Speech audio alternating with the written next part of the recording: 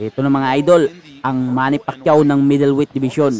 Wiljon Mindoro versus Dormedes Portes.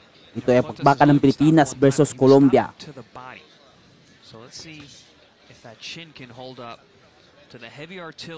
Ito ang ating future superstar, boxing superstar mga idol, si Wiljon Mindoro, na may kartadang 14 wins at 14 knockouts, na isang walang talong boksingero. That was in 2023. 3 fights that he's had on our air, he has averaged 2 rounds. Yeah, the guy gets it done quickly. Yeah. Dormedes Portes. Ito palang Colombiano mga idol is matibay na boksingero mga idol, kaya naman ito ang kanilang pinili na lumaban kay Wiljon Mindoro. Kasi halos na lang lahat ng kalaban ni Wiljon Mindoro is pinapatulog niya eh. He's got to turn pro when Mindoro was 13 years old. Portes has been in this a long time. Good body shot there. Flash of heads as well. Flash of heads, but Mindoro backing off a little bit. Referee did not say stop or break. Oh, nice. Sneaky uppercut with the left hand. Mindoro did his homework. He knows this man's been stopped to the body before. I've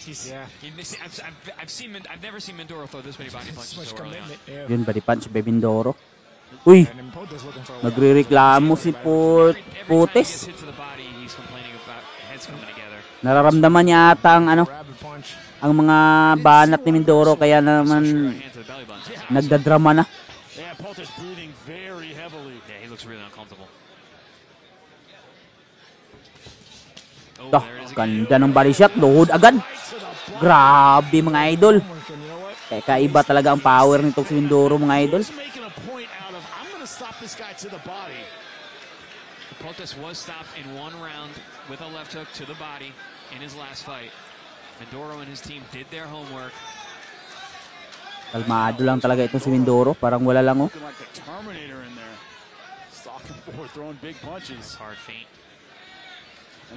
Ang bigat talaga ng kamao nito si Wiljon Mindoro mga idol. None of his offense is actually, to try to win the round. It's a stay away. It's a stay away from the offense. Body shot na naman. Yeah, it's not going to take much for Mindoro to get this fight over with. So far, the fighter from the Philippines taking his time, not trying to rush another body shot. See if he can cut off the ring, though. He's doing a little following here. He's allowing Portes to survive. And Portes will survive round number 1. Breathe. Ito na mga idol, round number 2. Nakasurvive pala ito si Portes sa kanina sa round 1 mga idol. Kasi hindi nag-step up si Mindoro. Hindi niya tinapos. Dito ata sa round 2 niya tatapusin ang laban mga idol. Papaabutin muna niya ng round 2. Ay, kino-corner na Mindoro itong si Portes. Nakipagsabayan itong si Portes mga idol. May kakalagyan talaga ito pag makipagsabayan kay Wiljon Mindoro. And I say survive because you can see he's not even looking for spots to try and punch with Mindoro. He's just trying to cover up.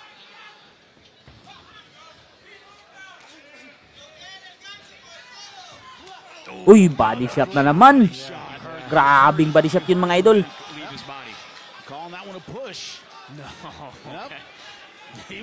Di tinamaan yun sa body shot. But yun na naman.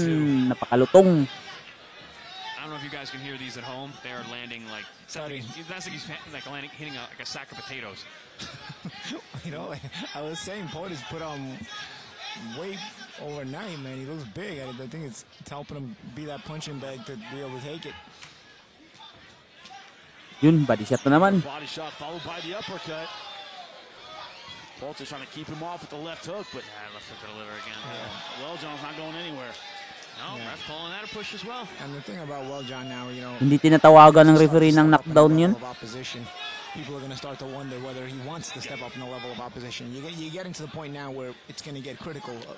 You're going to strike criticism. Continuing to fight, no hope. Parang gusto lang ata nitong si Portes makasurvive. People start to get curious about whether you are the real deal or not. And And I think it's at that point now, you know. Oh, parang tuko kung makakapit kay A guy with 14 Wiljon Mindoro. still fighting guys who show up just to survive. You can't do it.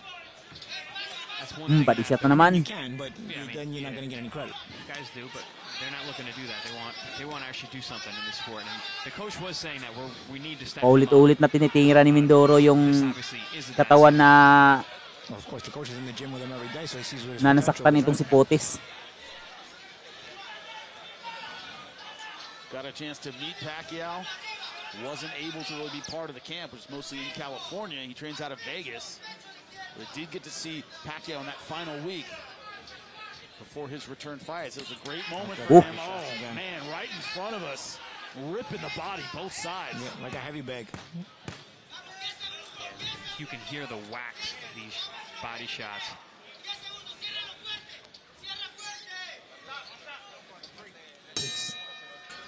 Ito na mga idol, round number 3. Talagang umabot para ng round 3 itong si Portes mga idol. Matapos itong bumagsak sa round 1 sa isang matinding left hook sa katawan.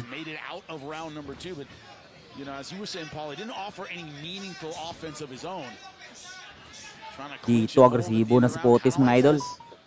Desidido na siyang makapagpalitan kay Mindoro ata. Saw round 3 was against Lucas de Abreu on our air and scored one of the most vicious left hook KOs you're ever gonna see.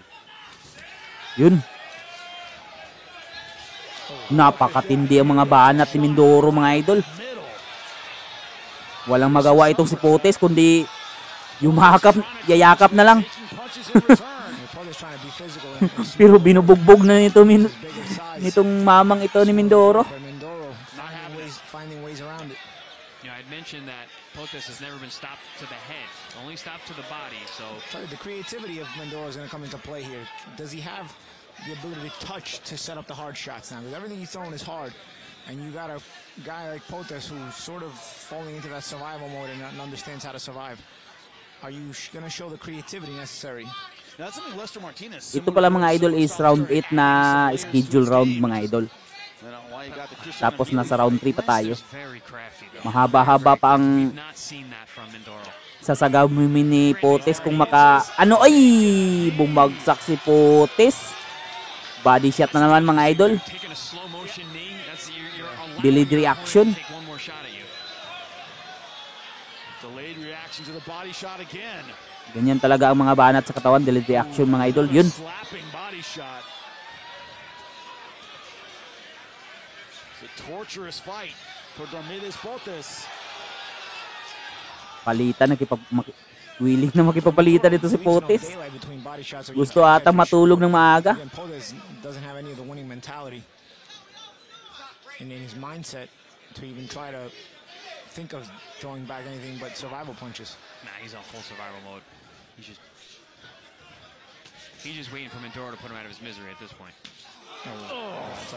Body shot. Grabing lagapak na banat sa katawan mga idol. Mafe-feel mo talaga ang power ni Mindoro sa sa sounds pa lang ng kanyang kamao na dumadampi sa katawan ng Colombiano. Nice left hook to the head. To the head, Potes can take a shot for sure. Yeah, Potes looked to his corner though, like, guys, can you help me here? Yeah, what are we doing here? The towel is over there. Do I have to point out where it is? Even for trying Yung mga idol, attempt to isang throw technical shots to get him into the fight. referee technical knockout mga idol.